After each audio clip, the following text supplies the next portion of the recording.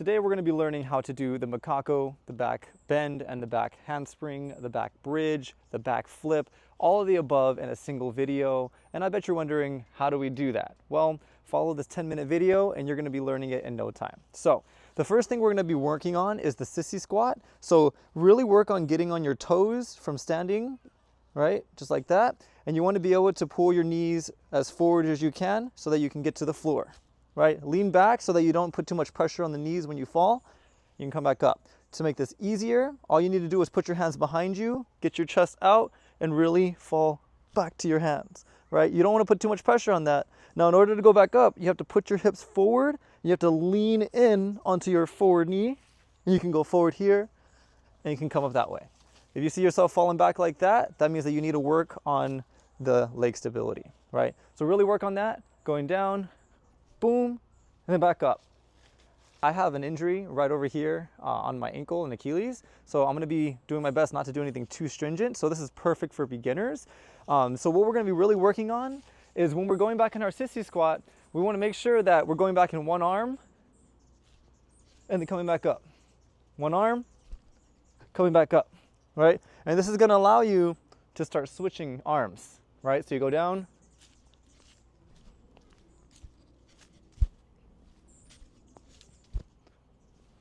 perfect. So those are two exercises that you can start on right now. And I recommend just getting in the flow, trying to get into that sissy squat, because the next thing we're going to start working on is the back bend. So for the back bend, you want to get the heels as close as you can to your butt. You want to lay back, have your hands straight up, pull it right next to your ears, get your hips nice and engaged. You're going to pull towards your butt, and you're going to pull your head towards your butt also, right here, right? Now again, you want to get your feet as close as you can together, engage your hips and push, and then you want to push out into your shoulders, right? You shouldn't feel any pinch in your lower back, so really be careful to be back here. Try to really push out, right? And then you come back down, and then you're here, right? So the back bend, or the back bridge, is going to allow you to get the flexibility you need for the macaco. If we can get into this, I'm going to call this the crab position.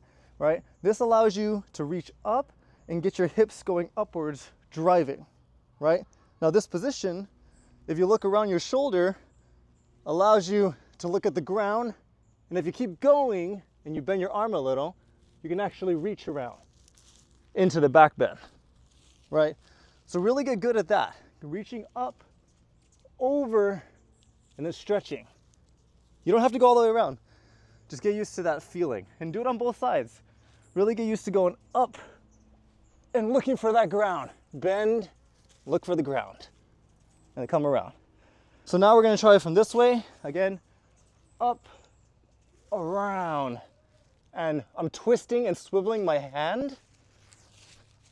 You can't really see it, but I'm doing this with my hand so that I can go around, and then I can look at you, right?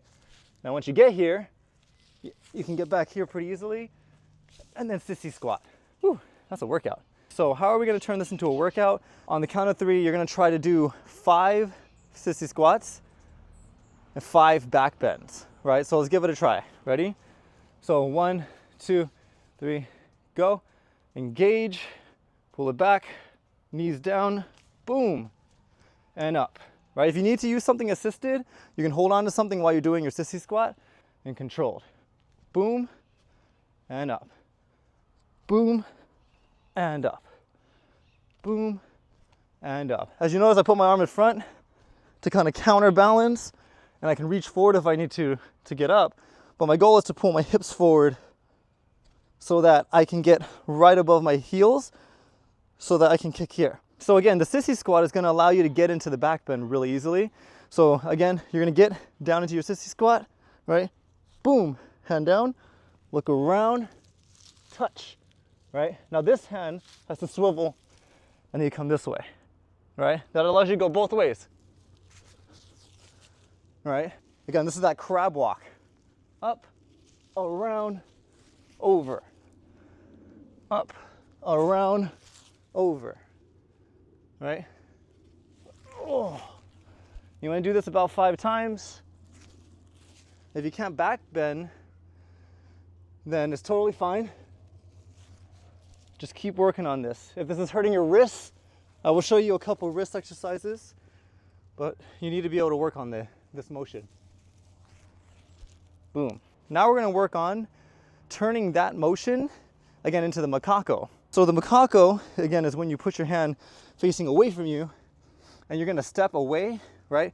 For me, I'm gonna go 1 here, 2, and then look, now I'm in this position, my hand can stay here, right? And I can even come back around, right?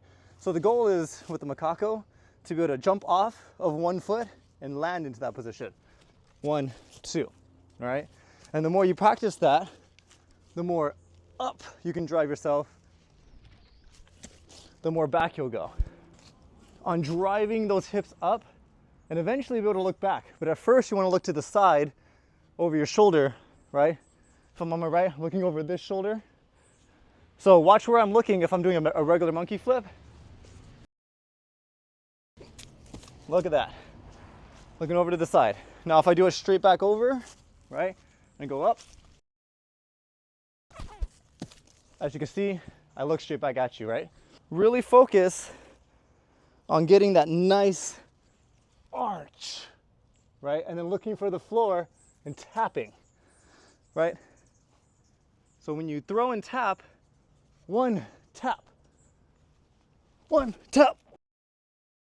Look at that. You can kind of hold it there for a long time. And if you pull your hips in, it should pull you over, to be honest, right? So you're here. What's the difference between a sissy squat, which is going here and down, and what's the difference between that and then the back bend, which is coming here and down? What's the difference, right? I want you guys to really focus on that. When you're going down with your sissy squat, look over your shoulder and look at how close you are to the ground. If you reach straight down here, if you reach around like you're gonna do the back bend, you can actually do the back bend more than you think. So again, sissy squat, knees, pull your back here, and then look around to your side, boom, right? Boom, you're right here. And you can push into this, right? And that gets you into these positions that you need, right? Isn't that awesome? The back bridge is when you're starting from here, right? And then you go up into this position. And then the back bend is when you start from the up position, right? And then you come here, right? And then again, you can get into pretty much every position here, but as long as you can learn the sissy squat, crab stance, and this nice little arch here, you're gonna be going around.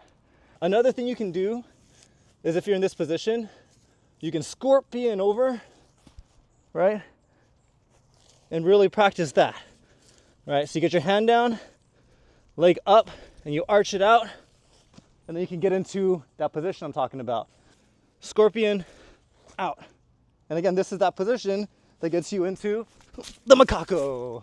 Just make sure that you're practicing that sissy squat, practicing the back bend, which is standing to the back bridge, and then really trying to figure out, how do I get into that back bridge from standing? Because if you can do it from standing, then you can start doing the straight arm transition, which is the back handspring. Because all you're doing when you're doing the back bend is you're going from this position, extending your hips out, and then going into your hands and straightening your arms so that you're nice and locked, right? So really think about that.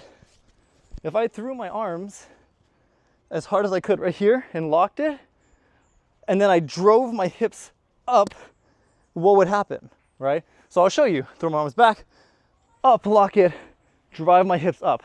Ready, set, here, go. It's so interesting because a lot of people think the back handspring is hard, but it's actually the easiest one to do because you finish it halfway. Just you sitting here finishes the back bend and the back handspring, right?